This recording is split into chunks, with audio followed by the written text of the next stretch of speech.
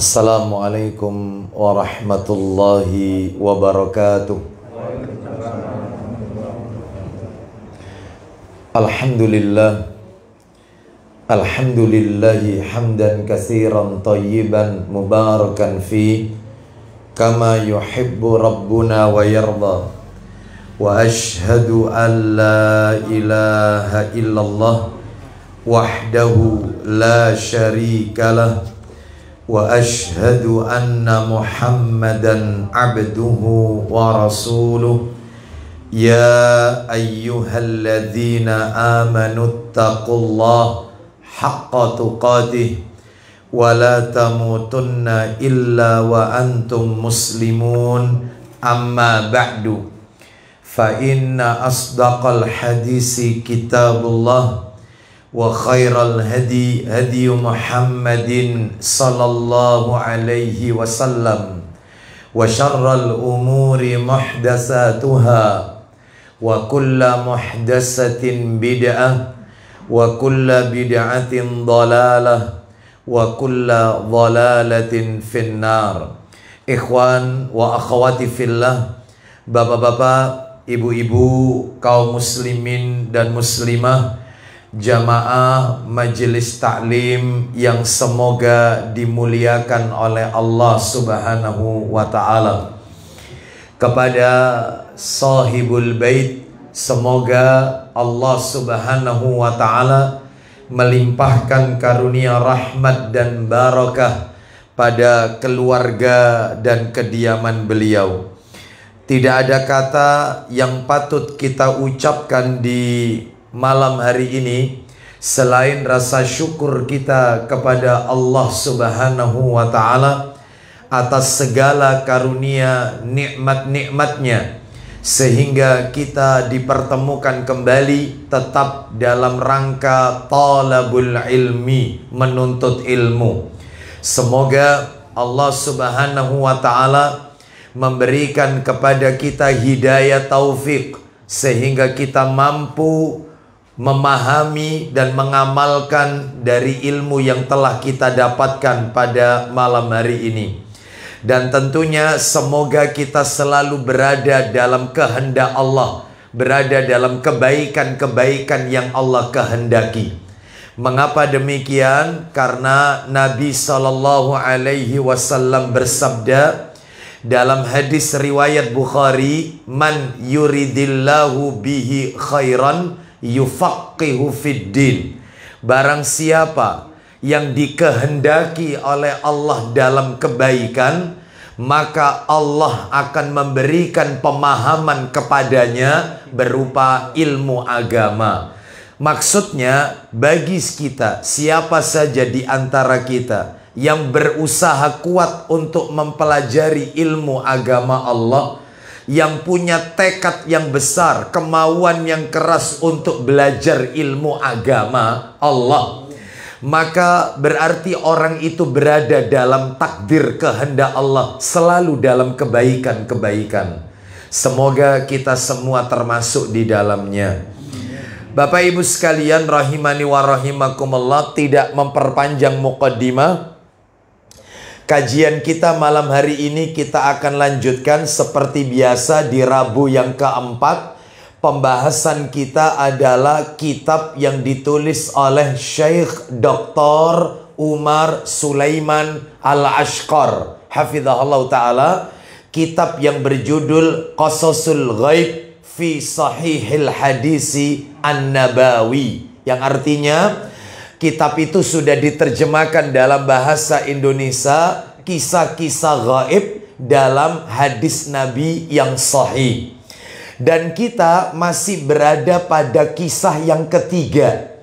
Kisah yang ketiga ini membutuhkan pembicaraan yang panjang.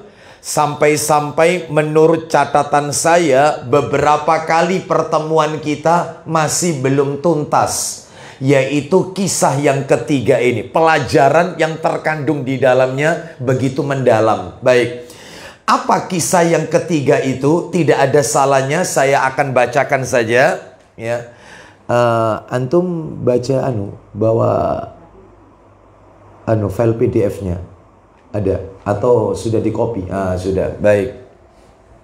Bagi Bapak Ibu yang sudah terima file PDF-nya, atau mungkin sudah ada yang mengcopy materinya, yaitu kisahnya, ya. Jadi yang kalau ibu-ibu, bapak-bapak punya fotokopian itu nggak lengkap itu ya. Itu tidak lengkap karena saya tidak sertakan dalil-dalil, ya. Nanti kalau sudah tuntas materi ini baru kami akan share materi yang lengkap dengan dalil-dalilnya. Baik. Kisah ketiga ya. Kisah yang ketiga ini adalah termaktub di dalam hadis riwayat Tirmidzi, Ibnu Majah, Ibnu Hibban, Al-Hakim dan Al-Baihaqi dalam kitab Sahih Targhib wa Tarhib nomor hadis 1533 jilid 3. Kita baca saja. Silakan dibantu dari mana dulu hadisnya? Silakan dari sahabat siapa? Ayo. Dari sahabat Abdullah bin Amr bin Al-As radhiyallahu anhuma. Salam. Dia berkata, ya. Rasulullah SAW bersabda, Innallaha sayukhallisu rajulan min ummati ala ru'usil khalaiki yaumal qiyamah. Silakan. Sesungguhnya Allah akan membebaskan seorang dari umatku di hadapan semua makhluk pada hari kiamat nanti. Nabi menceritakan nanti ada umat Nabi SAW yang akan dibebaskan oleh Allah dari ancaman neraka. Bagaimana cerita orang ini? Kita dengarkan berikutnya. Fayanshuru alaihi tis'atan wa tis'ina sijillan. Silakan. Lantas dipaparkan di hadapannya 99 catatan. Nah, ternyata dipaparkan kepada orang ini ditunjukkan 99 lembar catatan. Itu ya. Kita dengarkan satu catatannya sejauh apa? Kullu sijillin mislu maddil basar. Setiap catatan sepanjang pandangan mata. 99 catatan amalnya, satu lembarnya panjangnya, jauhnya sejauh pandangan mata. Jumlahnya 99, satu lembarnya sejauh pandangan mata. Ternyata isinya maksiat semua yang dia lakukan semasa hidup di dunia. Gak ada kebaikannya, semuanya maksiat. Masya Allah ya. Kita lanjutkan. Subhanallah. Kita lihat apa yang terjadi. Summa yaqul atunkiru min hadza syai'an. Silakan. Kemudian Allah berfirman. Apa kata Allah kepada hamba tersebut? Apakah ada sesuatu yang kamu ingkari dari semua catatan ini? Apa ada yang kau ingkari dari catatan amalmu ini? Lalu kemudian berikutnya pertanyaan Allah kepada orang ini. Pertanyaan kedua ini. Adzalamaka katabatil al-hafidhun. Silakan. Apakah para malaikatku, yaitu pencatat amal, telah menzalimimu? Apakah malaikat pencatat amal, malaikatku yang bertugas mencatat amal, telah menzalimimu? Mungkin tidak kau lakukan tapi dicatat. Coba kau cek dulu. Ternyata orang ini membenarkan, dia mengatakan, la ya Rabb, tidak ada. Malaikatmu tidak mendolimiku dan memang ini semua yang aku lakukan. Nah, ya. Jadi, lalu apa yang terjadi? Fayaqul, la ya Rabb. Silakan. Lalu orang itu menjawab, tidak, wahai Allah. Tidak. Artinya tidak di sini. Malaikat-malaikatmu tidak mendolimiku dan yaitu tidak ada satupun yang aku ingkari dari catatan amal ini. Berarti dia mengakui kalau itu perbuatan dia. Kita lanjutkan. Fayaqul afalaka udhrun. Silakan. Lalu Allah berfirman. Apakah kamu mempunyai alasan? Apa kau punya alasan kenapa kau melakukan maksiat sekian banyak ini? Punya alasan? Orang ini nampaknya sudah pasrah. Alamat masuk neraka ini sudah. Apa kata orang ini? Fayaqul la ya Rabb. Silakan. Lalu orang itu menjawab, tidak ada wahai Allah. Tidak ada wahai Allah. Aku tidak punya alasan. Tayyib. Apa kata Allah berikutnya? Fayaqulullah bala inna laka indana hasanatan fa innahu la zulma alaika al-yaum. Silakan. Maka Allah berfirman, apa itu? Tentu saja. Tentu saja, sesungguhnya kau masih punya satu kebaikan. Lanjut. Sesungguhnya kamu masih memiliki sebuah kebaikan di sisi kami. Dan sesungguhnya engkau tidak akan dizolimi pada hari ini. Kau tidak akan dizolimi hari ini. Terus apa yang terjadi? Fatakhruju bitaqatun fiha asyhadu an la ilaha illallah wa asyhadu anna Muhammadan abduhu wa rasuluh. Lanjut. Kemudian dikeluarkanlah sebuah kartu yang tertulis. Ternyata di dalam hati orang itu dikeluarkan oleh Allah sebuah kartu, yang di kartu itu tertulis 2 kalimat syahadat. Aku bersaksi bahwasannya tidak ada ilah yang berhak diibadai dengan benar kecuali Allah, dan aku bersaksi bahwasannya Nabi Muhammad itu hamba dan utusannya Allah. Ternyata dia masih ada kalimat tauhid meskipun rajin maksiat. Dia masih ada, yaitu kalimat la ilaha illallah Muhammad Rasulullah. Lanjut, teruskan. Fayaqul ukhdur waznak. Langsung aja ke bawahnya. Lalu Allah berfirman. Ya, apa kata Allah Azza wa Jal? Datangilah timbanganmu. Nanti kita bahas. Berarti di hari kiamat ada timbangan. Ada timbangan. Allah menyuruh hamba ini, datangi timbanganmu. Lalu apa yang terjadi? Fayaqul ya Rabbi ma hadhil bitaqati ma hadhis sijillat. Silakan. Lalu orang itu berkata. Orang ini sempat tanya kepada Allah. Ya, apa pertanyaannya? Wahai Allah, apakah ada gunanya kartu ini bila dibanding dengan tumpukan catatan kejelekan yang banyak ini? Apa gunanya kartu yang bertuliskan 2 kalimat syahadat ini dibanding maksiat yang aku lakukan ini? 99 lembar catatan amalnya, 1 lembarnya sejauh mata memandang, isinya full maksiat. Apa gunanya kartu ini? Maka Allah Azza wa Jalla berfirman, faqala fa innaka la tudlam. Silakan. Allah berfirman, sesungguhnya engkau tidak akan dizolimi. Kau hari ini tidak akan dizolimi. Masya Allah. Ya, kita dengarkan apa yang terjadi. Fatudha'u sijillatu fi kiffatin wal bitaqatu fi kiffatin. Silakan. Kemudian catatan-catatan kejelekan itu diletakkan di salah satu sisi neraca. Terus. Sedangkan kartu itu diletakkan di sisi satunya. Baik, fatashatil sijilatu wasaqulatil bitaqah. Maka catatan kejelekan itu pun langsung terangkat. Terus. Sedangkan kartu itu menjadi berat. Nah, lalu kemudian kata Nabi, fala yasqulu ma'asmillahi syai'un. Silakan. Maka tidak ada sesuatu pun yang bisa menandingi beratnya nama Allah. Baik, orang ini pun akhirnya diampuni dosa-dosanya, dibebaskan dari jeratan api neraka dengan rahmatnya Allah Azza wa Jal.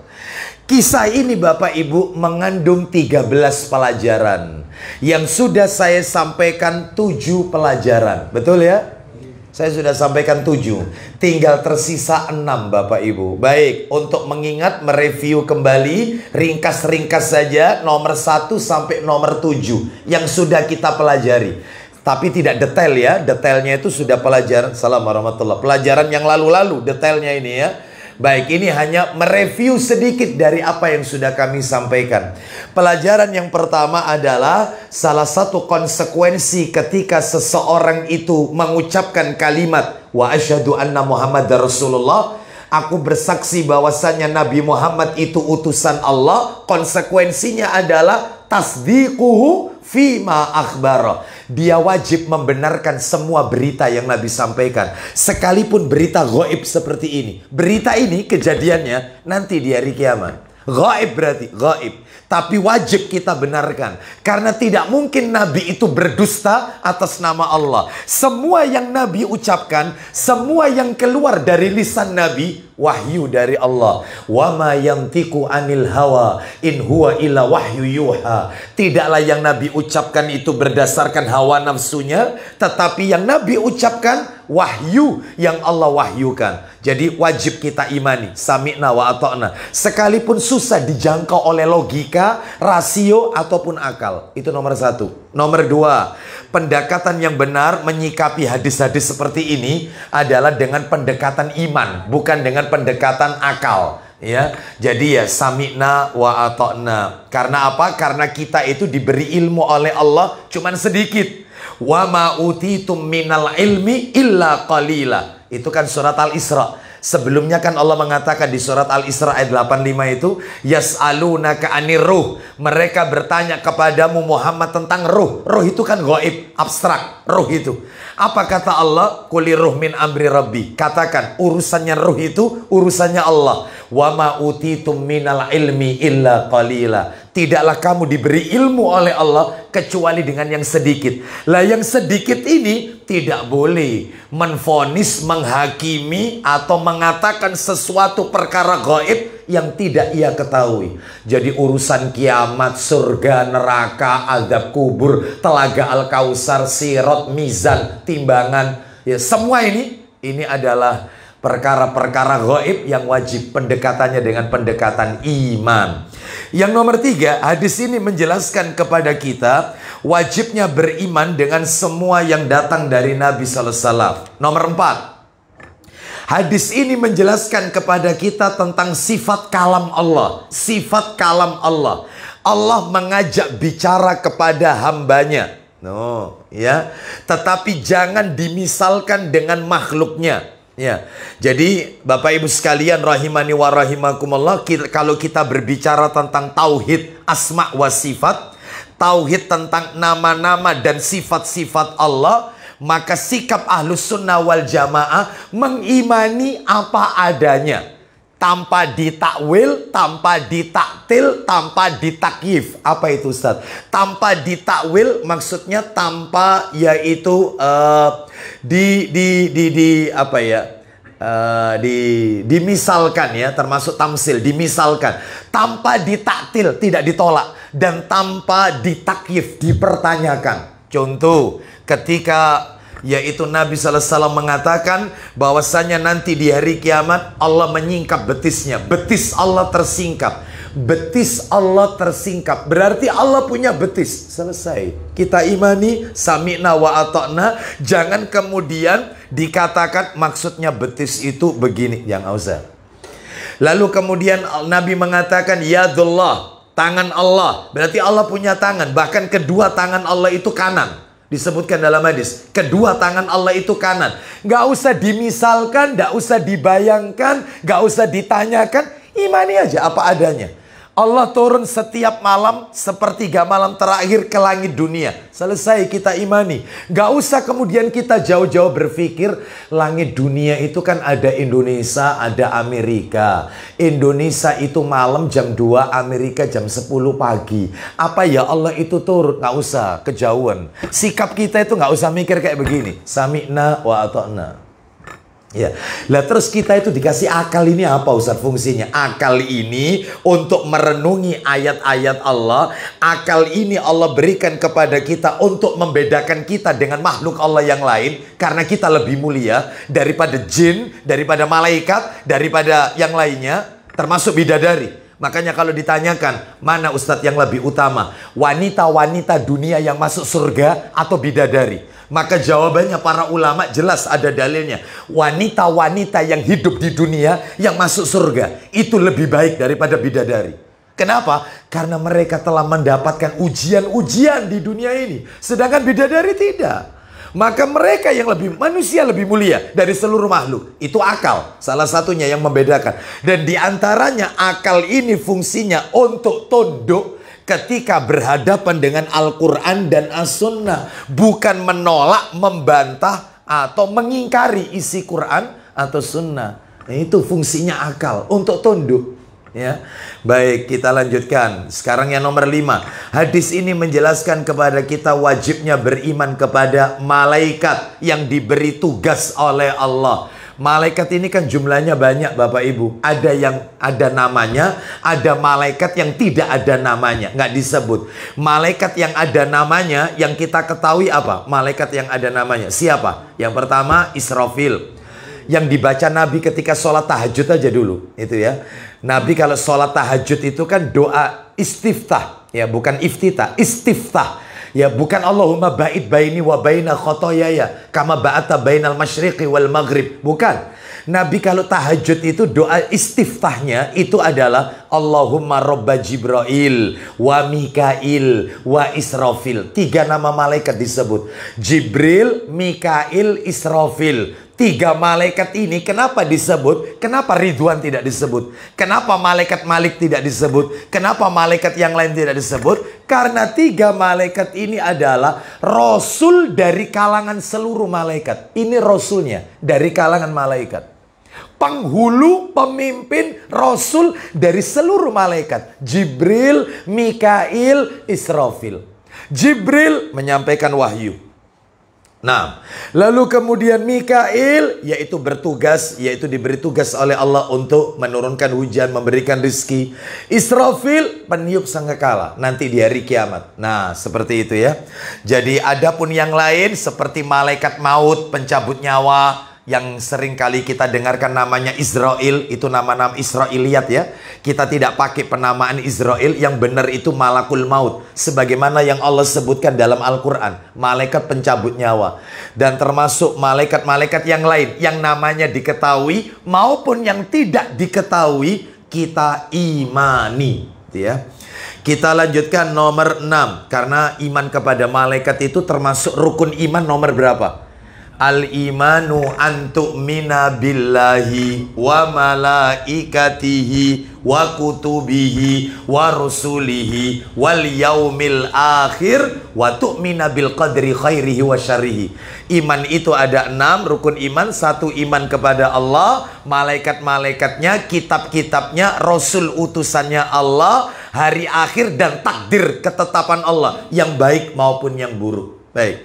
Terus kemudian yang nomor 6, hadis di atas menjelaskan kepada kita betapa luasnya rahmat Allah bagi hambanya.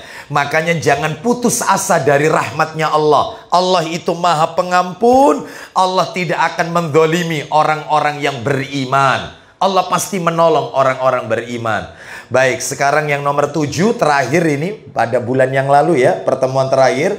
Hadis ini menjelaskan kepada kita tentang pentingnya kedudukan tauhid. Pentingnya yaitu mentauhidkan Allah. Kenapa? Karena orang itu kalau meninggal dunia, dia dalam keadaan mentauhidkan Allah, maka Allah akan ampuni semua dosa-dosanya. Apa katanya Nabi? Dalam hadisnya, di mana Allah Subhanahu wa taala berfirman, hadis qudsi ini ya berarti ya. Nabi bersabda, Allah berfirman. Hadis qudsi ini, riwayatnya riwayat Tirmidzi. Apa kata Allah Azza wa Jalla? Ya bena Adam, innaka law ataitani biqorobil ardi khataya summa laqitani la tusyriku bi syai'an la ataituka biqurabiha maghfiratan. Wahai anak Adam, kata Allah Azza wa Jalla, sesungguhnya jika engkau datang kepadaku nanti di hari kiamat dengan kesalahan-kesalahan sepenuh bumi, dosamu itu memenuhi bumi, saking banyaknya dosa, kemudian engkau menemuiku dengan tidak pernah melakukan kesirikan. Kau nggak pernah melakukan kesirikan. Zina, iya zina. Ya, zina iya. Makan riba, iya makan riba. Kurang ajar dengan orang tua, dilakoni. Tapi tidak sirik. Selama kau menemuiku pada saat mati tidak melakukan kesirikan sedikit pun, aku akan mendatangimu dengan membawa ampunan sepenuh bumi juga. Ku ampuni dosamu. Asal jangan satu sirik. Tapi jangan dijadikan patokan ini. Ya, gak apa-apa rek zina-zina didik, yang penting aja sirik. Nah, kita nggak tahu ya. Ini kita tidak tahu kapan kita ini dipanggil oleh Allah Subhanahu wa taala ya. Baik, kita lanjutkan nomor 8. Nah, malam hari ini masuk pelajaran nomor 8. Lanjutannya ini Bapak Ibu, nomor 8. Ini nomor 8 ya, lanjutannya ini. Bapak Ibu sekalian rahimani wa rahimakumullah, yang nomor 8 adalah apa di situ tertulis? Ya, maksud dari lembaran amal kejelekan pada hadis di atas adalah lembaran kejelekan yang belum mengeluarkan pelakunya dari agama Islam. maka dengan itu ia berhak mendapatkan ampunan dari Allah. Bapak Ibu, mohon maaf ini. Apabila seseorang melakukan amalan yang dapat mengeluarkan pelakunya dari Islam, maka kalimat tauhid sekalipun melekat dalam hatinya, itu sekalipun dia pernah mengucapkannya, batal disebabkan perbuatan yang ia lakukan. Mungkin Bapak Ibu bertanya dalam hati, sebelum bertanya ya, mohon maaf ini. Lihat kisah tadi. Orang ini memiliki 99 lembar catatan amal. Semua isinya maksiat. Satu lembarnya sejauh pandangan mata, isinya maksiat. Ya, tapi dia diampuni oleh Allah. Kenapa? Karena masih ada kalimat tauhid. Berarti orang ini isinya maksiat itu, maksiat yang ia lakukan bukanlah maksiat yang mengeluarkan dia dari Islam. Enggak. Kenapa? Karena tauhidnya masih ada. Loh, memangnya perbuatan kayak apa Ustadz yang bisa mengeluarkan orang itu dari Islam? Islamnya Islam KTP, tapi Allah memandang dia kafir. Kafir tanpa sadar. Allah menolak dia. Mungkin dia dimandikan secara Islam, disolati di masjid, bahkan dikuburkan di pemakaman Islam. Tetapi Allah melihat orang ini kafir. Ada nggak amalannya? Ada. Makanya ada kajian kitab, nama kajiannya itu Nawaqidul Islam. Pembatal-pembatal keislaman. Ada 10 perbuatan yang menyebabkan orang itu Islamnya batal. Batal. Islamnya batal. Ya, 10 perbuatan. Apa saja Ustadz 10 itu? Baik, saya sebutkan satu persatu ya. 10 pembatal keislaman. Ya, tanpa sadar dia sudah keluar dari Islam. Loh Ustadz, kalau tidak sadar kemudian sekarang baru sadar, cara tobatnya gimana? Ya cukup, cara tobatnya istighfar, sholat sunat taubat. Kalau memang dia pernah melakukan syirik, ya sisa hidupnya digunakan untuk mentauhidkan Allah SWT. Atau kalau melakukan perbuatan-perbuatan yang lain yang nanti kami sebutkan ini satu persatu, ya dia tidak mengulanginya kembali. Dan diisi sisa hidupnya dengan amalan-amalan soleh. Apa 10 perbuatan itu? Ya, 10 perbuatan yang bisa membatalkan Islam seseorang. Kalau boleh dikasih judul agak keren itu, judul agak keren, murtad tanpa sadar. Agak keren. Ya. Keluar Islam nggak sadar. 10 itu. Na'udzubillah. Apa itu? 1. Nomor 1 dedengkotnya jelas. Apa nomor 1? Bisa ngasih tahu? Syirik. Syirik. Mana dalilnya syirik? Bahwasanya dia tidak diterima oleh Allah, amalnya semua terhapus. Dalilnya adalah An-Nisa ayat 48. Ayo silakan, An-Nisa 48. Ini lebih banyak ayat Quran ini ya. Lebih banyak, agak cepat dikit. An-Nisa surat nomor 4 ayatnya 48. Allah Subhanahu wa taala berfirman, "Innallaha la yaghfiru ay yushraka bihi wa yaghfiru ma duna dzalika liman yasha wa may yusyrik billahi faqad iftara isman 'azima." Silakan. Sesungguhnya Allah tidak akan mengampuni dosa syirik, dan Dia mengampuni segala dosa yang selain daripada syirik itu. Jelas sekali ayatnya, Allah tidak akan ampuni dosa syirik. Selain syirik masih diampuni oleh Allah Azza wa Jalla. Terus, bagi siapa yang dikehendakinya. Lanjut. Barang siapa yang mempersekutukan Allah, maka sungguh ia telah berbuat dosa yang besar. Baik, kita lanjutkan Al-Maidah ayat 72. Kita kasih dalil lagi. Al-Maidah ayat 72. Allah Subhanahu wa taala berfirman, Al-Maidah 72, laqad kafaral ladzina qalu innallaha huwal masih ibnu maryam wa qala al-masih ya bani Israil a'budullaha rabbi wa rabbakum innahu may yusyrik billahi faqad harramallahu alaihil jannata wa ma'wahun nar wa ma lidzalimina min ansar. Silakan. Sesungguhnya telah kafirlah orang. Ulang lagi. Sesungguhnya telah kafirlah. Ulang lagi. Sesungguhnya telah kafirlah. Siapa yang divonis oleh Allah kafir itu? Orang-orang yang berkata, sesungguhnya Allah ialah Al-Masih putra Maryam. Mereka telah dikafirkan oleh Allah Subhanahu wa taala. Mereka yang mengatakan ada Tuhan Bapa, Tuhan ini dan seterusnya, itu kata Allah dalam ayat ini kafir yang menjadikan Isa sebagai Tuhan. No, padahal Isa sendiri, padahal Al-Masih sendiri berkata, hai Bani Israel, sembahlah Allah, Robku dan Robmu. Sembahlah Allah, Tuhanku dan Tuhanmu, Robku dan Robmu. Tapi mereka tetap yaitu memiliki keyakinan Trinitas. Mereka telah dikafirkan. Lah kok kita itu nggak boleh nyebut mereka kafir? Jangan, non muslim. Non muslim, ya. Makanya surat Al-Kafirun harus dirubah. Surat non muslim. Ya, itu, ya. Jangan bilang neraka, non surga. Ya, non surga. Ya. Baik, kita lanjutkan. Teruskan, lanjut. Belum poinnya. Silakan. Sesungguhnya orang yang mempersekutukan sesuatu dengan Allah. Ini poinnya. Siapa yang melakukan syirik, menyekutukan Allah? Lanjut. Maka pasti Allah mengharamkan kepadanya surga. Loh, jelas haram surga. Ya, baik, kita lanjutkan sekarang. Nomor 2, pembatal keislaman. Orang yang membuat perantara antara dirinya dengan Allah. Orang yang membuat perantara antara dirinya dengan Allah. Jadi antara dirinya dengan Allah itu ada perantara. Ya. Misalnya yaitu dengan berdoa, ya, atau misalnya memohon syafaat, atau misalnya bertawasul kepada mereka. Ini semua masuk cabangnya syirik juga, masuk ini. Ya.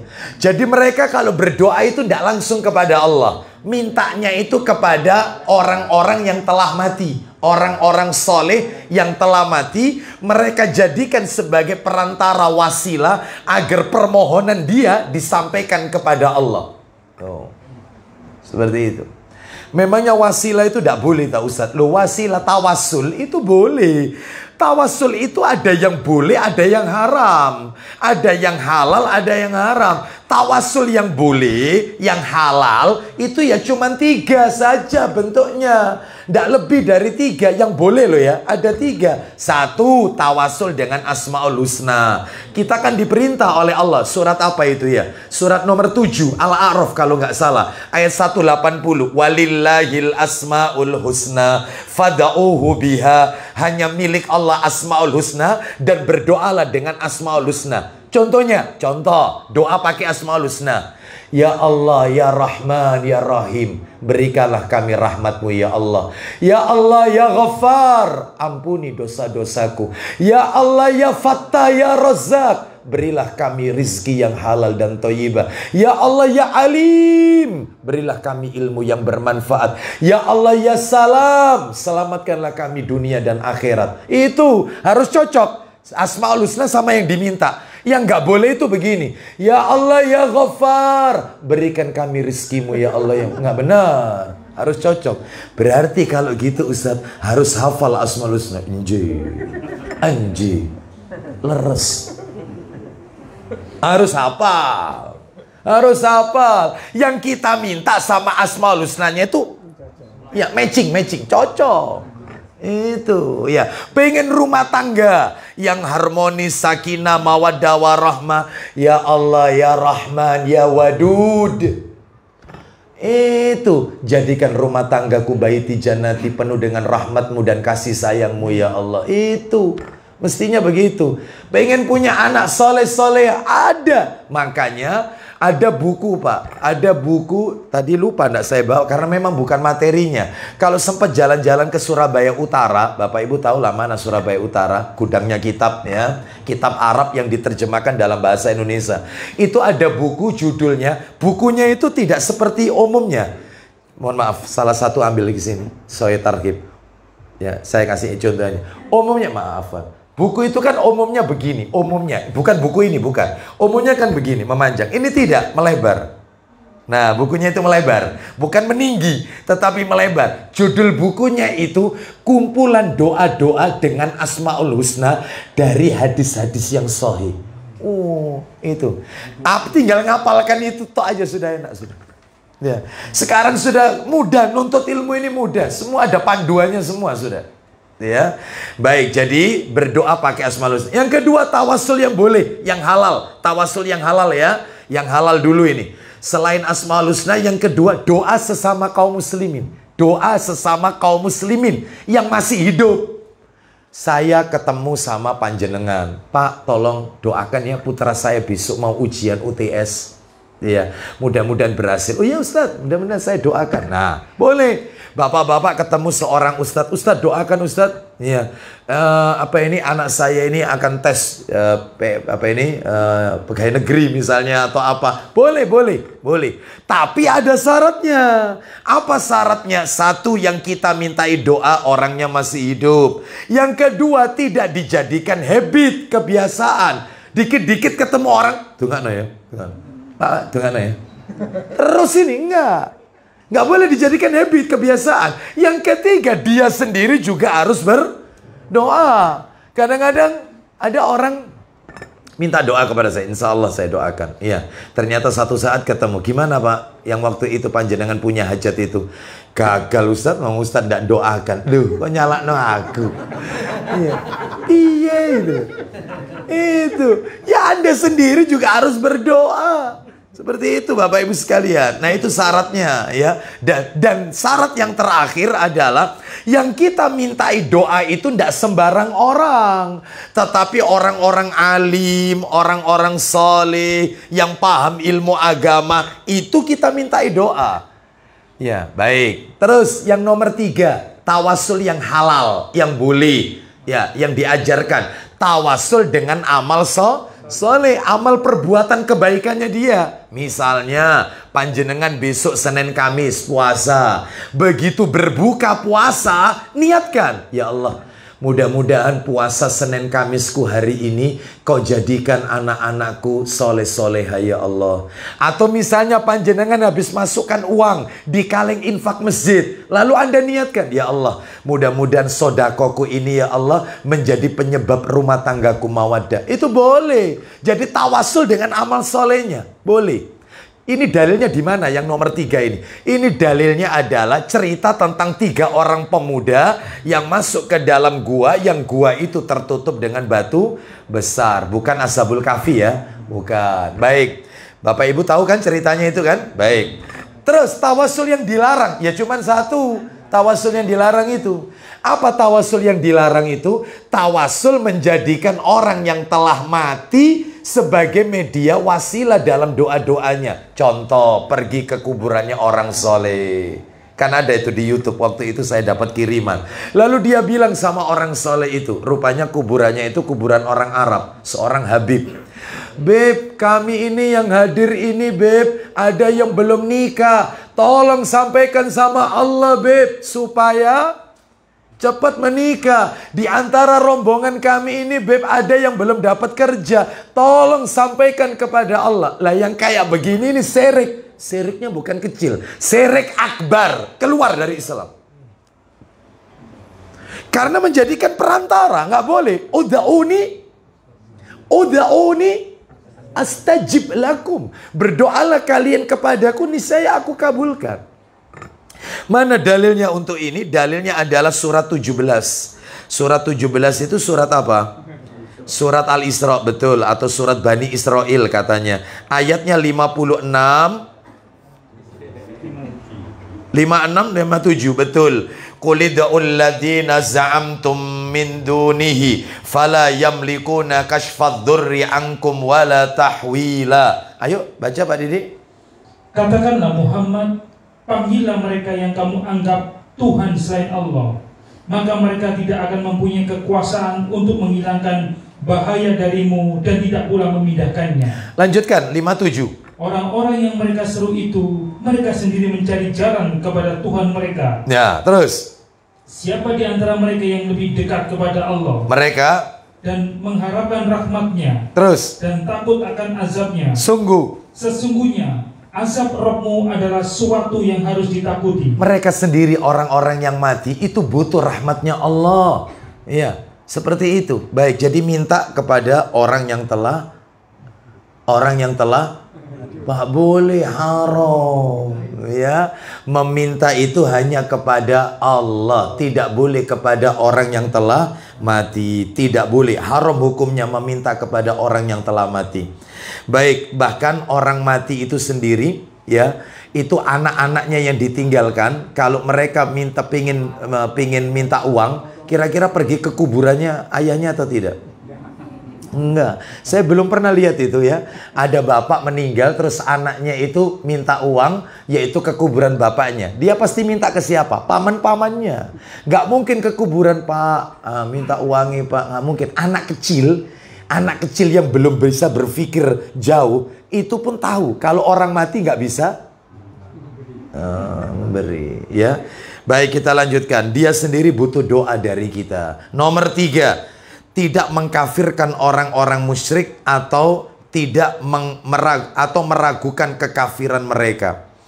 Jadi tidak mengkafirkan orang-orang musyrik atau meragukan kekafiran mereka. Ya. Jadi Bapak Ibu sekalian, nggak usah ragu. Karena Allah sendiri yang mengkafirkan orang-orang kafir. Jadi nggak perlu kemudian kita rubah-rubah namanya. Yaitu jangan terkesan kasar, kita katakan non-muslim. Atau berlainan akidah dengan kita. Sebutkan aja, sampaikan saja bahwasannya mereka adalah orang-orang kafir. Allah sendiri yang mengatakan soalnya.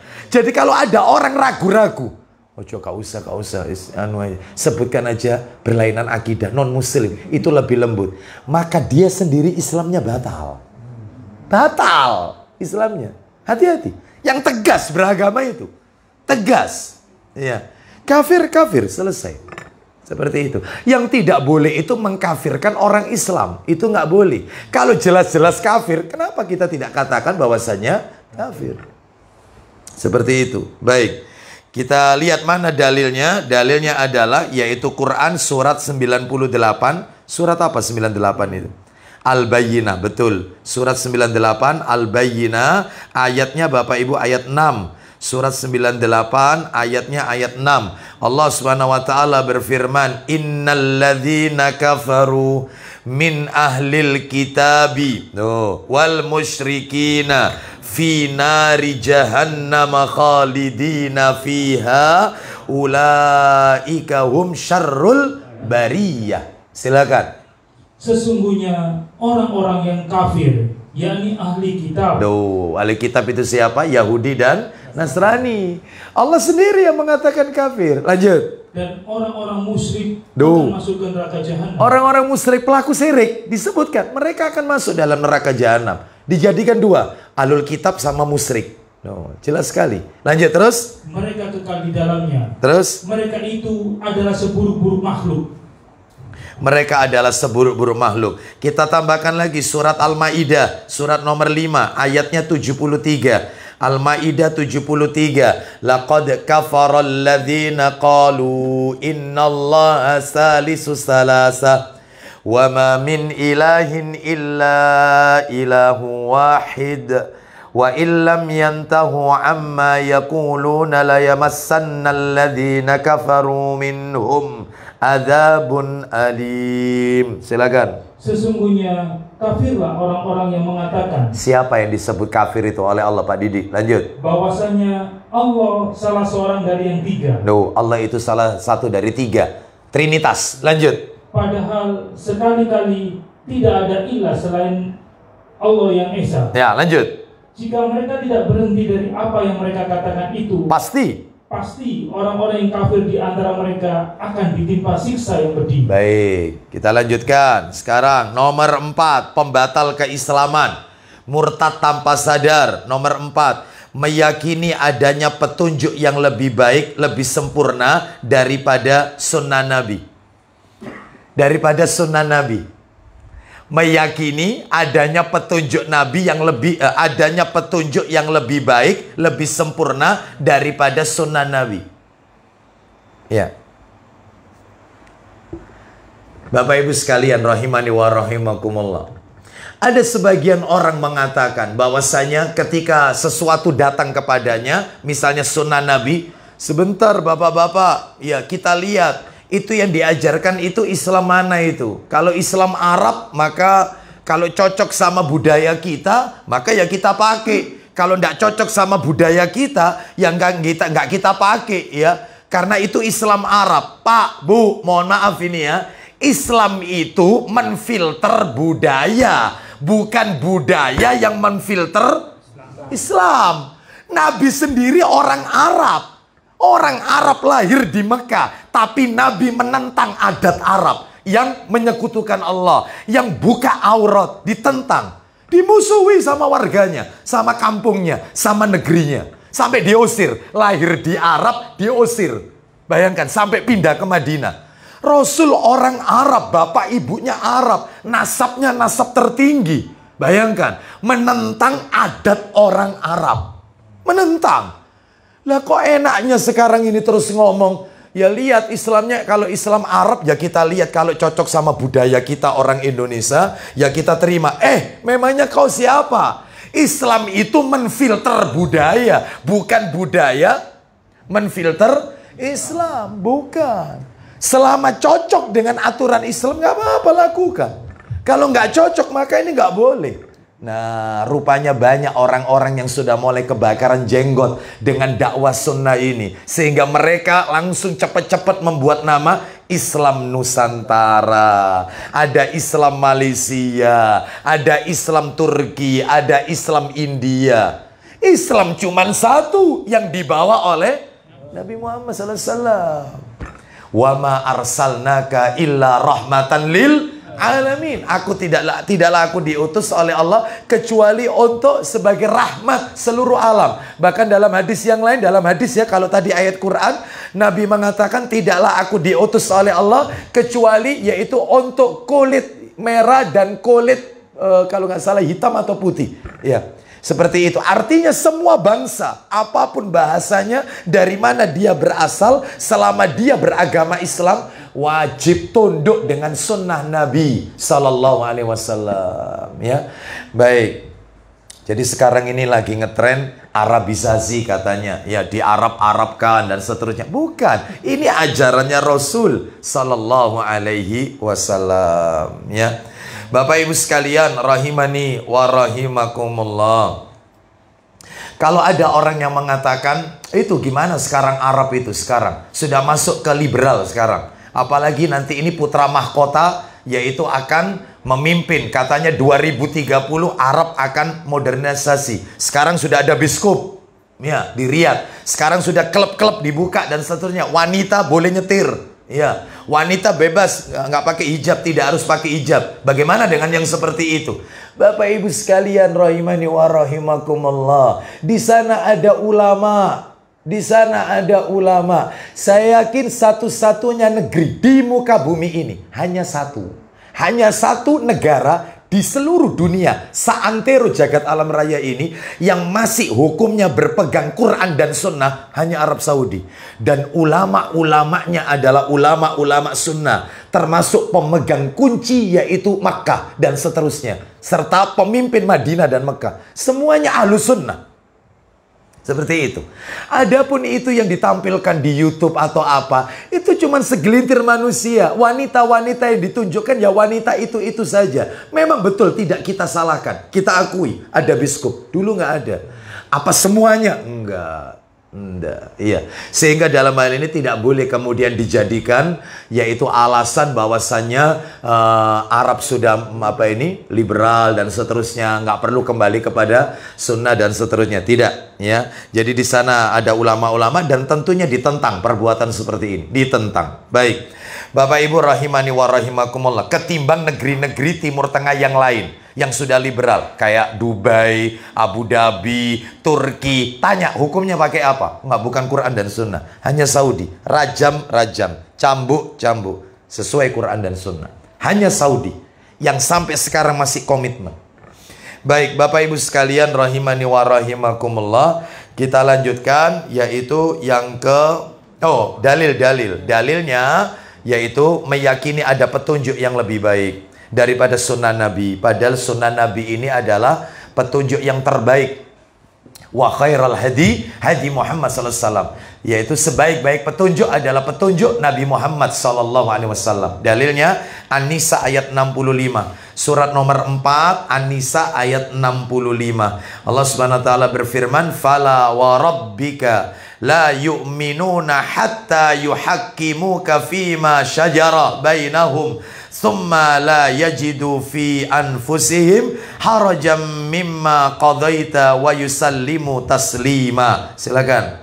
Maka demi Rabbmu, mereka pada hakikatnya tidak beriman. Ulang lagi, mereka pada hakikatnya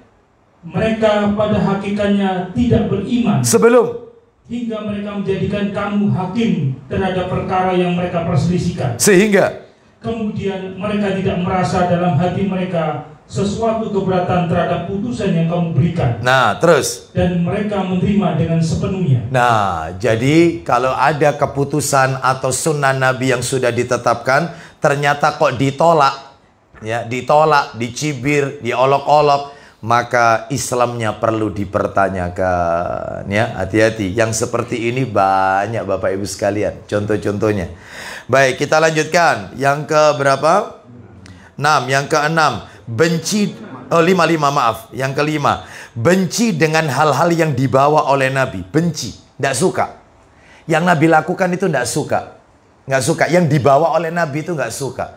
Nabi mengajarkan yaitu memanjangkan jenggot, ya, itu nggak suka, ya. Terus kemudian Nabi mengajarkan yaitu makan berjamaah, makan dengan tangan, nggak suka, ya, nggak suka. Dengan yang dibawa Nabi itu nggak suka. Padahal Islam dia Islam, ya, seperti itu. Mana dalilnya? Dalilnya yaitu surat Muhammad, surat 47, surat Muhammad ayatnya 8 dan 9. Surat 47 Muhammad ayatnya ayat 8 dan 9. Walladzina kafaru fata'sallahum wa adalla a'malahum dzalika bi annahum karihu ma anzalallahu fa ahbata a'malahum. Silakan. 8 dan 9, ya.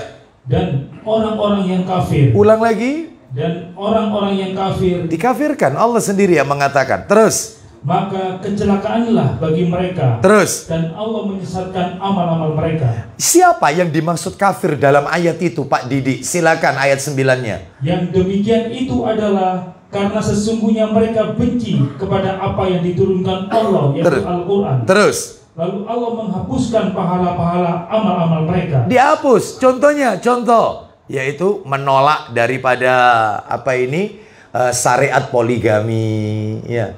Ibu-ibu itu ada sebagian ibu-ibu itu, ya, yang nggak mau baca surat An-Nisa ayat 3, jadi dilompati ayatnya, ya. Ini kalau bisa distipu, Ustaz, tak stipu sama saya. Hati-hati loh, ya, hati-hati, amalnya dihapus oleh Allah. Perkara Anda belum siap untuk dipoligami, selesai. Karena poligami hukumnya tidak wajib. Karena itu sesuai kebutuhan. Bukan untuk bangga-banggaan. Weh, bojoku lur. Bukan. Ini bukan buat bangga-banggaan. Ini syariatnya kenceng ini. Kalau tidak bisa adil ya jangan. Seperti itu. Tapi Anda jangan menolak hukum Allah gitu loh. Imani saja. Iya, saya tahu Ustaz. Saya tahu nikah itu boleh lebih dari 2, lebih dari 1 boleh, bahkan sampai 4. Itu syariat yang Allah tetapkan, Nabi mengajarkannya. Tapi saya belum siap untuk dimadu. Selesai. Amal Anda tidak akan dihapus oleh Allah. Anda tidak akan kena vonis dalam ayat ini kafir karena menolak ayat Quran. Nggak apa-apa. Perkara belum lakukan, tapi diimani. Iya mas, iya aku beriman, ayatnya bener. Tapi aku sih durung siap dimadu. Aku gak seneng, aku ndak mau kamu nikah lagi. Selesai, ndak apa-apa. Apakah wanita ini dosa? Ndak dosa. Bahkan tidak diancam, yaitu hukuman kafir dalam ayat ini. Ini masalahnya nolak. Apalagi sampai sebagian orang-orang liberal mengatakan isi Al-Quran itu harus direvisi, diamandemen. Bayangkan, karena sudah tidak cocok dengan perkembangan zaman. No. Isi Al-Quran itu adalah bertentangan dengan HAM, hak asasi manusia. Potong tangan, rajam yang ada dalam Al-Quran itu katanya menentang HAM ini, bertentangan dengan HAM. Maka harus direvisi. Bayangkan, ya ini Islamnya batal. Tidak mengimani apa yang ada dalam Al-Quran. Ya, baik. Kita lanjutkan. Ya. Terus kemudian yang keberapa? Oh, tambah lagi. Surat 47. Surat 47. Sudah ya, 47 ya. Ayatnya 25. Belum ya, 25 sampai 28. Innal ladzina irtaddu ala adbarihim min ba'di ma tabayyana lahumul huda ya ma tabayyana lahumul huda syaitanu sawwala lahum wa amla lahum dzalika bi annahum qalu lil ladzina karihu ma nazzalallahu sanuti'ukum fi ba'dil amr wallahu ya'lamu israrahum. Ayo 25 dulu. Sesungguhnya orang-orang yang kembali ke belakang kepada kekafiran sesudah petunjuk itu jelas bagi mereka, terus Setan telah menjadikan mereka mudah berbuat dosa. Setan yang merayu mereka terus memanjangkan angan-angan mereka. Ayat 26 langsung. Yang demikian itu karena sesungguhnya mereka orang-orang munafik itu berkata kepada orang-orang yang benci kepada apa yang diturunkan Allah, orang-orang Yahudi, yaitu kami akan mematuhi kamu dalam beberapa urusan, tetapi sedang Allah mengetahui rahasia mereka. 27-nya, bagaimanakah keadaan mereka apabila malaikat mencabut nyawa mereka seraya memukul-mukul muka mereka terus dan hukum mereka. Itu adabnya. Ayat 28 terakhir. Yang demikian itu adalah karena sesungguhnya mereka mengikuti apa yang menimbulkan kemurkaan Allah dan membenci, dan karena mereka membenci keridhaannya. Nah, membenci apa yang telah Allah syariatkan. Itu dalam tafsir Mukatsir dikatakan demikian. Baik Bapak Ibu sekalian, ini yang nomor 5. Nomor 6, istihza. Wah, ini banyak. Istihza, apa istihza itu? Suka mengolok-olok ayat-ayat Allah dan sunnah-sunnah Nabi. Ayat-ayat Allah itu dijadikan guyon. Ya. Makanya saya punya judul kajian, kalau tidak salah di YouTube itu ada. Judul kajiannya itu juk bertemakan agama. Juk bertemakan agama. Ngepreng temanya tema agama. Hati-hati, guyonan tapi ala berbau agama. Hati-hati. Contoh, wah banyak yang kayak begini, Bapak Ibu. Saya dengar sendiri itu, betul itu ya. Satu saat di tempat saya tinggal di Kletek ya, itu ada salah satu punya hajat mengundang salah seorang yaitu penceramah ya, nggak saya sebut namanya. Lalu kemudian dalam ceramahnya saya dengarkan aja, karena sound systemnya itu hadapnya itu ke tempat saya ya, seperti itu ya. Saya dengarkan aja, sederek. Khomer niku haram, nek kata mabuk niku haram. Nek kalau dikit itu ndak apa-apa, nek gak mabuk. Sing penting gak mabuk loh ya. Titing gak apa-apa, icip gak apa-apa. Saya cemburu betul dengan kalimat ini, tak kejar sama saya. Begitu selesai kajian, saya minta sama MC-nya. Tolong saya pertemukan dengan Ustadz ini. Waduh, Pak Dilip, masih makan-makan di dalam Pak Dilip. Yes, gak apa-apa wis. Mana sih mobilnya yang mana? Tak tunggu di situ aja wis, gak apa-apa wis. Itu. Nanti sebentar ya Pak Dilip ya. Udah. Akhirnya kok qadarullah gak bisa. Pak, saya mau ketemu. Pak Dilip masih repot, masih ada jadwal Waduh. Saya pengen tahu di mana Anda mengatakan, padahal Nabi mengatakan sedikit maupun banyak haram. Lo kok bisa ngajari orang? Hati-hati, yang kayak begini hati-hati. Ada lagi yang mengatakan, yaitu Allah Subhanahu wa ta'ala berfirman. Makanya hati-hati, dia ceramah terus model guyonan. Terus kemudian guyonannya itu bawa-bawa yaitu agama. Dia mengatakan begini, Allah berfirman, wala taqrabuz zina. Napa niku artine? Jangan berzina, jangan dekati zina. Boten, wala taqrabuz zina, ojo zina dina Rebo. Wih, bahaya loh ini. Wala taqrabu Rabu. Bayangkan. Seperti itu. Jadi dibuat ejekan, ya. Orang jenggot tambah panjang itu tambah bodoh karena sarafnya otak ketarik ke bawah. Lihat orang-orang yang pinter-pinter. Pak Quraisy tidak berjenggot. Pak ini tidak punya, pinter-pinter. Makanya yang jenggotan itu bodoh-bodoh. Secara tidak langsung dia mengatakan Rasul itu bodoh. Padahal ketika dia sekolah S3-nya di Ummul Qura itu jenggotnya panjang. Apakah saat itu dia sedang bodoh? Nemen bodoh nih. Hati-hati ya, jangan mengolok-olok Rasul. Kita harus punya kecemburuan ini. Saya tunjukkan Bapak Ibu sekalian, orang kalau mengolok-olok Allah, Pak, orang kalau mengolok-olok Allah, mencaci maki Al-Quran, maka kalau dia tobat, tobatnya diterima oleh Allah. Diterima. Tetapi orang mengolok-olok Rasul, Pak, meskipun dia sudah tobat, hukuman terakhir tetap harus mati, Pak. Harus mati. Loh, Ustadz ngomong seperti ini ada dalilnya? Ada. Mana dalilnya?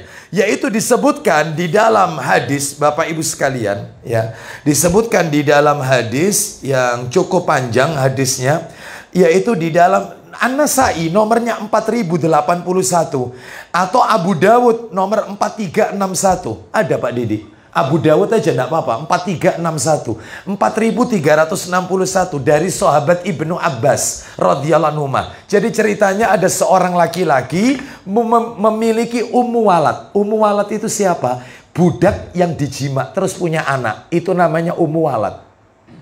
Budak yang dijima punya anak, itu namanya ummu walad. Nah, pada saat itu budak ini lagi hamil.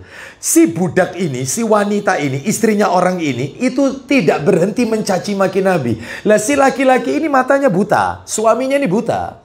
Lalu kemudian si laki-laki ini kemudian, ya betul ya? Ada ya? Ada. Si laki-laki ini kemudian menasehati istrinya, jangan mencaci maki Rasul. Terus lisannya terus mencaci, mengolok-olok Nabi Muhammad. Fisiknya diolok-olok. Lalu kemudian sampai akhirnya si suami ini mengambil sebilah pisau, diarahkan ke tubuhnya wanita itu. Jangan mengolok-olok Rasul. Lisannya tidak berhenti. Maka pisau itu diteruskan. Sak bayinya mati. Sak bayinya mati. Bunuh langsung 2 jiwa. Lalu kemudian gempar waktu itu Madinah. Dilaporkan orang ini kepada Rasulullah. Rasul masih hidup. Lalu kemudian kata Nabi, dipanggil orang itu. Apa benar kau membunuh istrimu Ummu Walad dan janinmu juga mati? Benar. Apa yang, kenapa, apa alasanmu melakukan itu? Karena dia selalu mengejek engkau wahai Rasulullah. Mengolok-olok dirimu. Aku tidak terima. Maka Nabi SAW memanggil seluruh sahabat. Kemari kalian. Semuanya. Semuanya kumpul. Jika ada salah seorang di antara kalian menemui seperti orang ini, mengolok-olok aku, lakukan seperti yang dilakukan oleh orang ini. Bunuh. Tapi eksekutornya bukan kita. Kita nggak boleh. Tetap laporkan ke ulil amri. Harus diusut. Supaya lisannya tidak mengolok-olok Nabi. Yang katanya Rasul rembes lah. Loh. Mengolok-olok ini. Hati-hati. Ya. Oleh karena itu Bapak Ibu sekalian. Maka orang kalau tobat. Mengolok-olok Rasul. Dia tobat. Tobatnya diterima. Allah Maha Pengampun. Tapi tetap ujung-ujungnya harus mati. Karena tidak ada satupun hadis Rasul memaafkan mereka. Nggak ada hadisnya. Justru Rasul menyuruh kita membunuh mereka. Tapi eksekutornya ulil amri. Bukan kita. Makanya laporkan saja. Oleh karena itu Bapak Ibu sekalian. Ini istighza, mengolok-olok. Banyak ayat-ayat yaitu dalam Al-Quran yang dijadikan buah candaan. Dulu-dulu sudah meninggal orangnya. Sudah meninggal. Ya, sudah berhadapan dengan malaikat sudah. Ya, dia pernah mengatakan bahwasannya Al-Quran ini kitab terpurno di dunia. No, sudah ya. Bahkan ada lagi yang mengatakan bahwasannya macam-macam ya, mengolok-olok sunnah ya. Orang yaitu setelah makan menjilati jari jemari katanya kayak kucing ya. Celana cingkrang di atas mata kaki katanya kebanjiran. Mengolok-olok, istihza ya. Guyon boleh guyon. Nabi pandai bercanda. Nabi itu pandai bercanda, apalagi sama istri. Nabi itu paling suka bercanda. Ya, Bapak Ibu. Nabi itu pernah ngajak lomba berlari kepada Aisyah radhiyallahu anha. Ketika awal-awal nikah dengan Aisyah dan ternyata Nabi dikalahkan oleh Aisyah. Ketika Aisyah sudah mulai gemuk di akhir-akhir usia Nabi, menjelang Nabi wafat, itu Aisyah tambah gemuk badannya. Nabi ngajak lomba lari lagi. Ternyata dimenangkan oleh Rasulullah. Sampai-sampai kata Nabi, ini pembalasan atas kekalahanku yang dulu. Saya bukan ngajari sampean untuk lomba lari sama istri, bukan di sini. Tapi mari kita ambil hikmahnya. Usia setua itu Nabi sudah hampir 63, masih guyon. Sedangkan Aisyah umurnya belasan tahun. Wong Rasul wafat itu Aisyah jadi janda umur 18 tahun, Bapak Ibu. Rasul wafat, Aisyah umur 18. Kan berarti belasan tahun. Itu masih guyon. Artinya rumah tangga itu kalau guyon itu disyariatkan. Nah, guyon itu boleh, canda itu boleh, tapi jangan bawa-bawa agama. Ya, jangan mengolok-olok agama, ya. Apalagi mengolok-olok malaikat, ya. Sampai sekarang malaikat maut belum berhasil menanyai yaitu si fulan ini. Ya, kenapa? Karena saking banyaknya orang yang ziarah. Kan hadisnya itu bilang kalau dimakamkan yang ziarah itu atau yang ngantarkan itu kembali pulang, mayit bisa mendengar suara sandal, lalu malaikat tanya, "Marrobuka?" Lah ini tidak, terus berhenti 24 jam, ya. Nah, sehingga belum berhasil menanyainya. Ini buat main-main malaikat loh ini. Hati-hati, ya. Baik, istihza ini keluar dari Islam. Istihza ini keluar dari Islam. Hati-hati. Mana dalilnya? Dalilnya suratnya nomor 9 At-Taubah ayatnya 65 dan 66. 65 dan 66. Ayo dibuka langsung aja Pak Didi. 65 dan 66. Ya, silakan.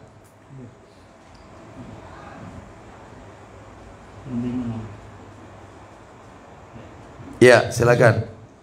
Dan jika kamu tanyakan kepada mereka tentang apa yang mereka lakukan itu, ya, tentulah mereka akan menjawab, sesungguhnya kami hanyalah bersenda gurau dan bermain-main saja. Ayat ini turun ada ceritanya Bapak Ibu.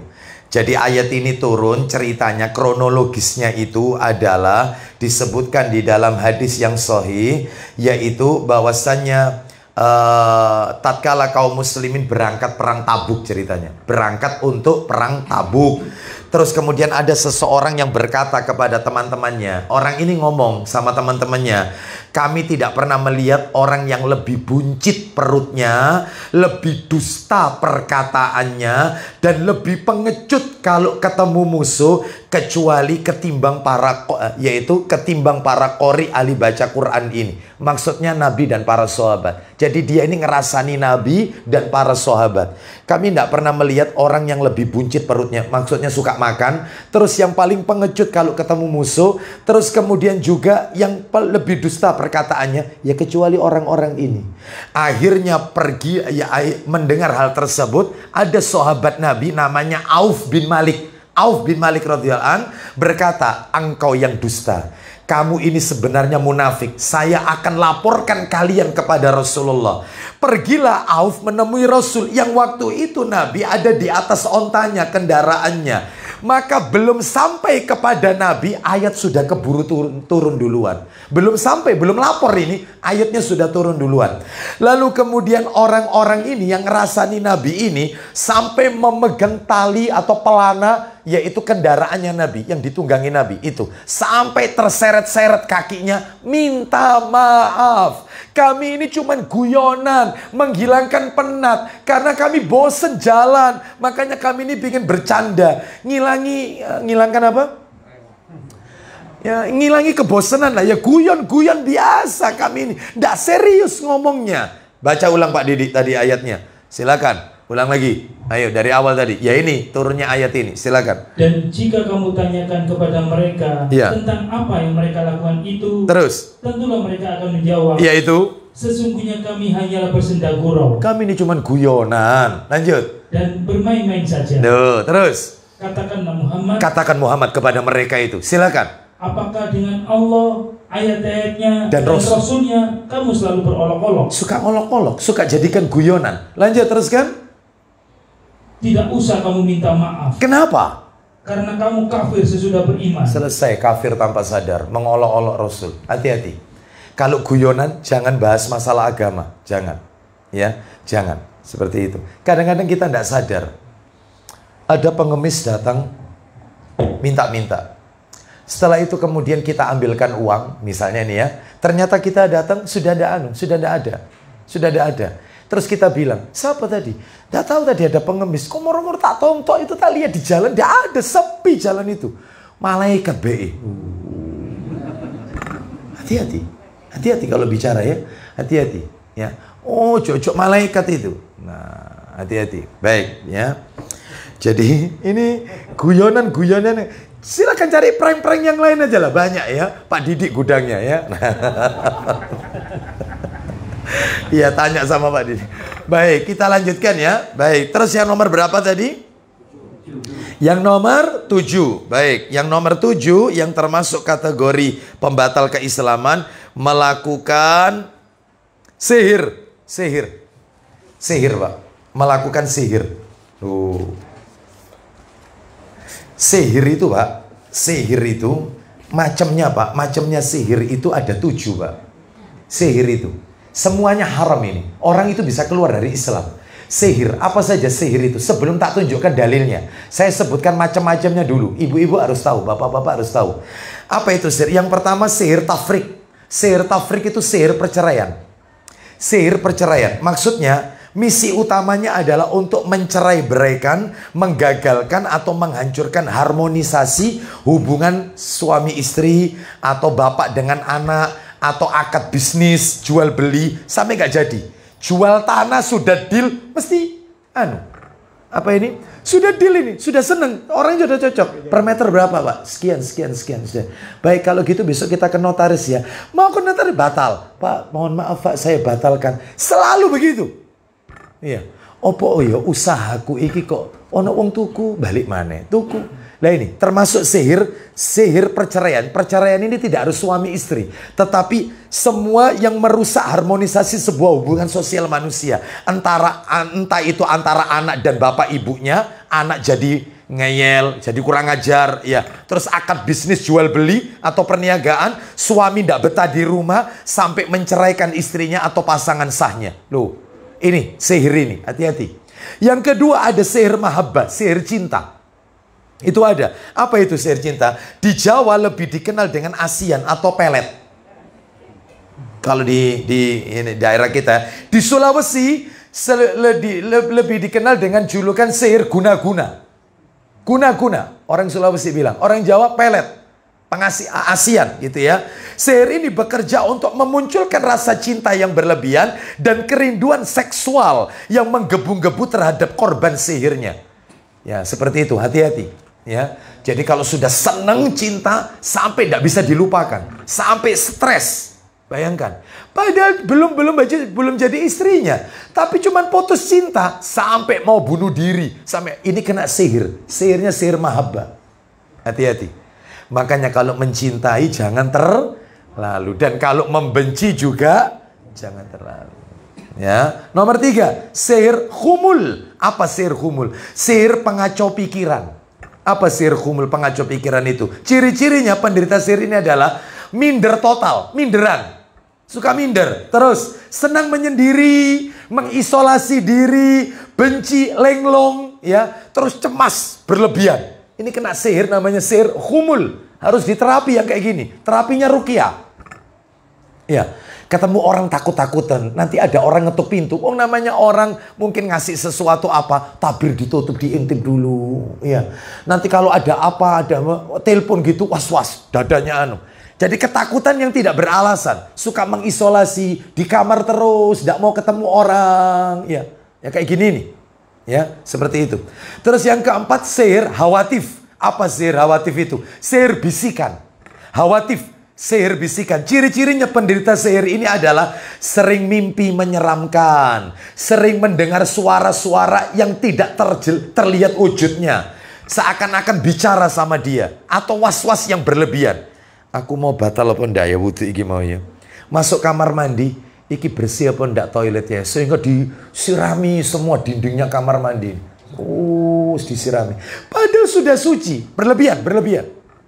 Ya, aku mau nyekel iki iki najis apa enggak ya? Bingung, sihir, was-was, terlalu berlebihan. Ya ini namanya sihir hawatif. Atau ada suara-suara yang membisikkan ke dia. Nah, seperti itu. Yang dia tidak terlihat wujudnya. Harus diruqyah juga. Semuanya metode ruqyah ini. Terapinya ruqyah. Yang keenam, sihir ta'til az-zawaj. Sihir ta'til az-zawaj. Sihir penghalang jodoh.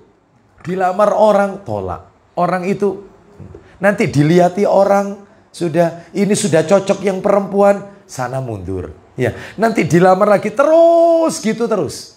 Ya. Sihir penghalang jodoh. Nah ini. Yang nomor 6, sihir marid, sihir sakit. Dokter bilang, orang ini tidak sakit apa-apa, Pak. Sudah saya lab, saya periksa semuanya, tidak ada apa-apa. Tapi orang ini merasa badannya itu panas, punggungnya sakit, pokoknya tidak enak semua. Ya ini sihir marid. Entah kena mata orang, entah dia mungkin dipuji orang, dia lupa baca doa. Lah ini, makanya dunia medis tidak mungkin bisa nemukan. Kayak begini ini. Nah, sihir marid. Ada lagi terakhir, sihir adamul injab. Sihir adamul injab. Apa itu? Sihir mandul.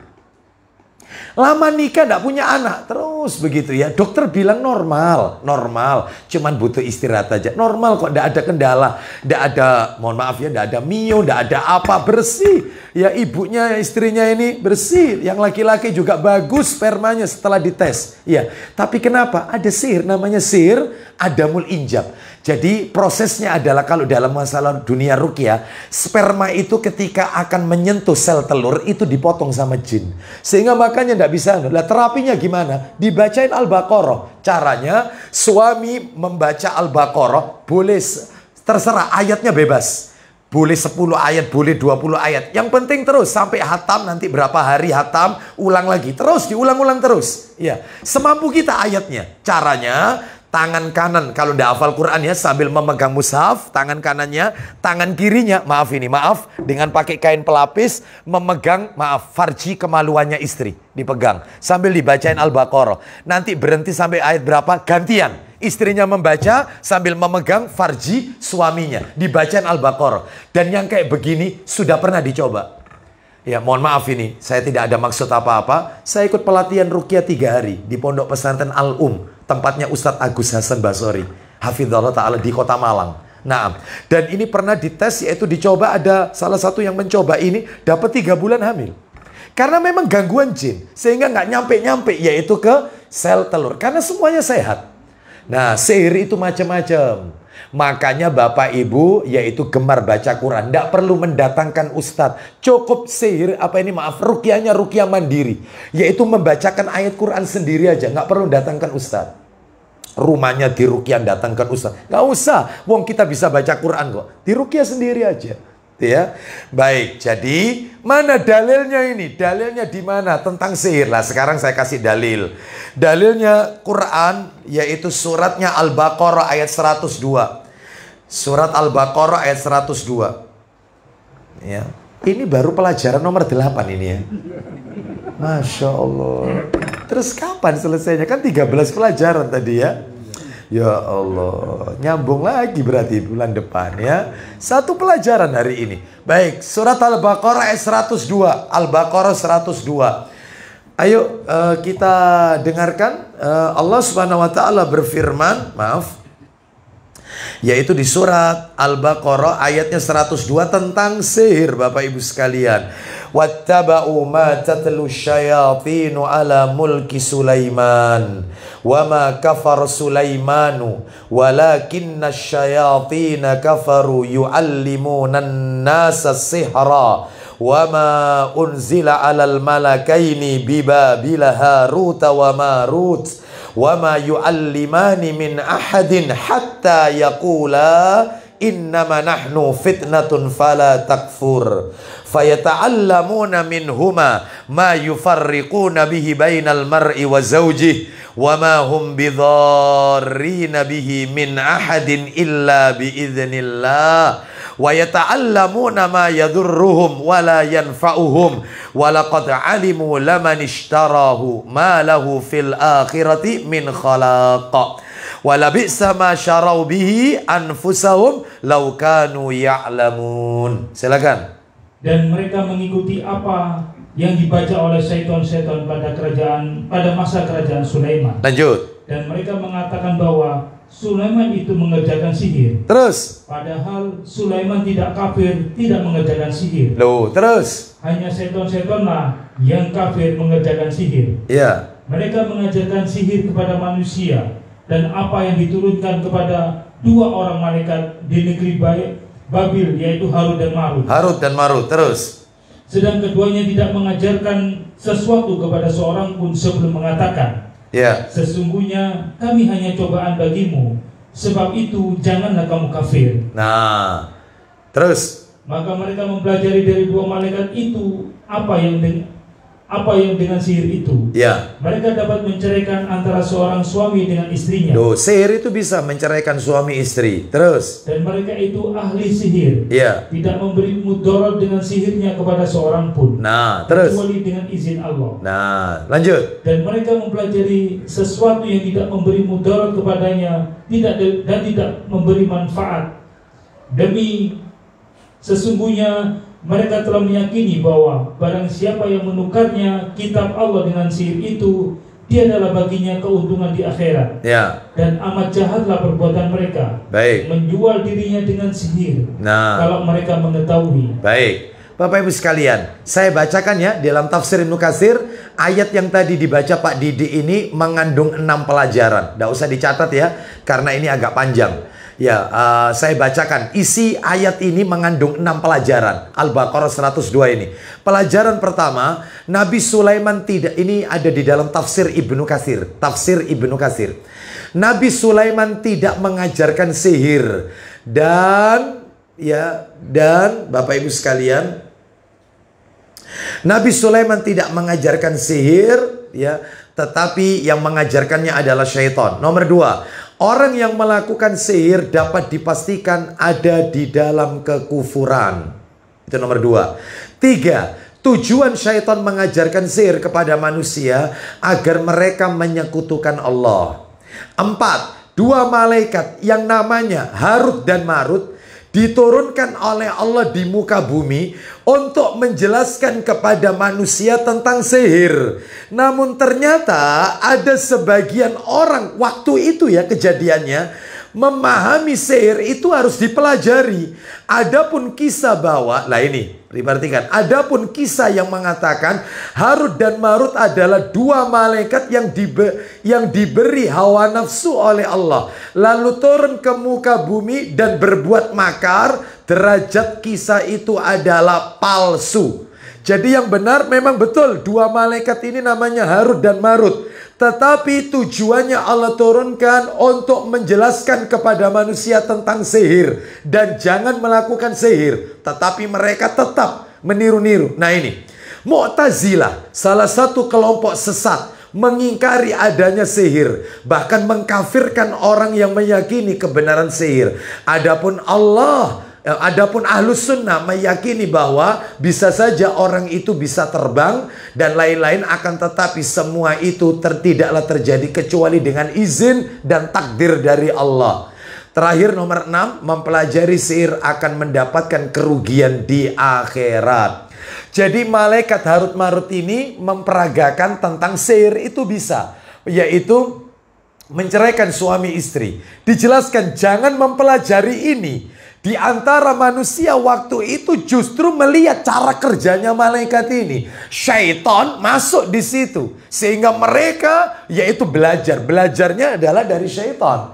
Ya padahal sudah dilarang. Sehingga Nabi Sulaiman tidak mengajarkan sihir. Malaikat Harut dan Marut tidak mengajarkan atau menyuruh untuk melakukan perbuatan itu. Justru melarang. Tapi mereka mencuri-curi ingin mengetahui. Ternyata betul-betul mereka lakukan. Sampai sekarang sihir itu ada. Jadi Ahlus Sunnah menetapkan bisa, orang itu bisa terbang, jalan di atas air dan seterusnya. Maka dalam hal ini itu semua atas takdir kehendak Allah SWT. Tapi tidak berarti orang yang bisa terbang, bisa jalan di atas air, tidak mempan di bacok, ya itu adalah wali, bukan. Lah kalau ini disebut wali, limbat wali berarti. Iya, kan gitu ya. Maka dalam hal ini ciri wali itu tidak seperti ini ya. Jadi bukan memperagakan adegan kedikdayaan, bukan. Ciri wali itu katanya Allah dalam surat Yunus, surat nomor 10, ciri wali setiap orang yang beriman dan bertakwa kepada Allah. Itulah waliullah. Itu ada di surat Yunus ayat 6263 kalau tidak salah ya. Baik Bapak Ibu, nomor berapa sekarang pembatal keislaman? Hah? Bukan 10. 8 terus. Nah ini ya, memberikan pertolongan kepada orang kafir. Memberikan pertolongan kepada orang kafir dan membantu mereka memerangi kaum muslimin. Ya, kalau sama orang kafir tangannya dicium, ya, foto bareng. Ya, seperti itu. Ya, membenarkan perbuatan mereka. Tapi kalau sesama ahlus sunnah, sesama Islam, ya sikapnya ya seperti musuhnya. Gitu ya. Baik, Bapak Ibu sekalian, jadi memberikan pertolongan kepada orang kafir dan yaitu membantu mereka untuk memerangi kaum muslimin. Dalilnya di mana? Surat Al-Maidah ayat 51-57. Ini waktu itu sempat viral ini ya. Rame. Al-Maidah ayat berapa itu yang diolok-olok? Iya. 51 kan? Nah, 51. Terus 57 juga. Nanti dibaca sendiri ya. Saya tambahkan lagi Ali Imran ayat 100 dan 101. 100 dan 101 Ali Imran. Ditambah lagi Ali Imran 149 dan 150. Ali Imran ayat 100 dan 101 dan Ali Imran 149 dan 150. 9. Murtad keluar dari Islam. Murtad keluar dari Islam. Murtad keluar dari Islam. Nah, ini juga pembatal keislaman karena dia keluar dari Islam. Dalilnya Al-Baqarah ayat 217. Nanti dibaca sendiri. Al-Baqarah 217 dan An-Nisa 137. Innalladzina amanu thumma kafaru thumma amanu thumma kafaru thumma zdadu kufra. Sesungguhnya orang yang beriman lalu kafir, beriman lagi masuk Islam, kafir lagi. Oh, keluar masuk agama. Nah, maka Allah akan menambah kekafirannya. Baik. Saya ulang, Al-Baqarah 217 dan An-Nisa ayat 137. 10. Berpaling dari agama Allah, tidak mau mempelajari dan mengamalkannya. Nggak mau belajar, nggak mau. Loh Pak, ini loh dalilnya itu seperti kati dalil-dalilan kati dalil-dalilan. Wis klek-klekan wis pelan-pelan modal lanang lu ngejak fisik ini. Kita tunjukkan hadis ayat Quran, nggak mau, nolak. Ya, terus maunya apa situ? Nah, dan seterusnya. Nggak usah, ngajaknya itu fisik. Nggak bisa, padahal Islam itu agama dalil. Nggak bisa diajak duduk, ayo musyawarah, ayatnya kita keluarkan, dalilnya, dan seterusnya. Nggak bisa. Ya, nggak usah dalil-dalilan. Waduh ya. Baik Bapak Ibu sekalian, orang seperti ini secara tidak langsung murtad tanpa sadar. Dalilnya di mana? Dalilnya adalah yaitu surat nomor 20 Toha ayat 99 dan sampai 101. Toha ayat 99 sampai 101. Terus kemudian Toha lagi ayat 124. Toha 124. Lalu terakhir surat 32 As-Sajdah ayat 22. Baik, saya akhiri sampai di sini Bapak Ibu sekalian.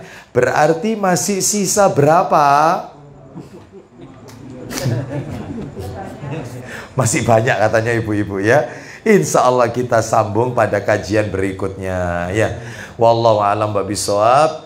Semoga Allah meridhoi amal ibadah kita. Semoga Allah menjadikan kita orang-orang yang ahli tauhid.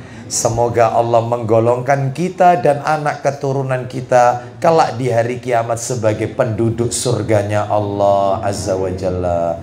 Baik, kita akhiri. Ada yang mau bertanya? Baik, kita tutup dengan kafaratul majelis. Wassallallahu ala nabiyyina wa ala alihi washabihi wasallam. Subhanakallahumma wa bihamdika asyhadu an la ilaha illa anta astaghfiruka wa atubu ilaik. Wa akhiru da'wana anil hamdulillahi rabbil alamin. Assalamualaikum warahmatullahi wabarakatuh.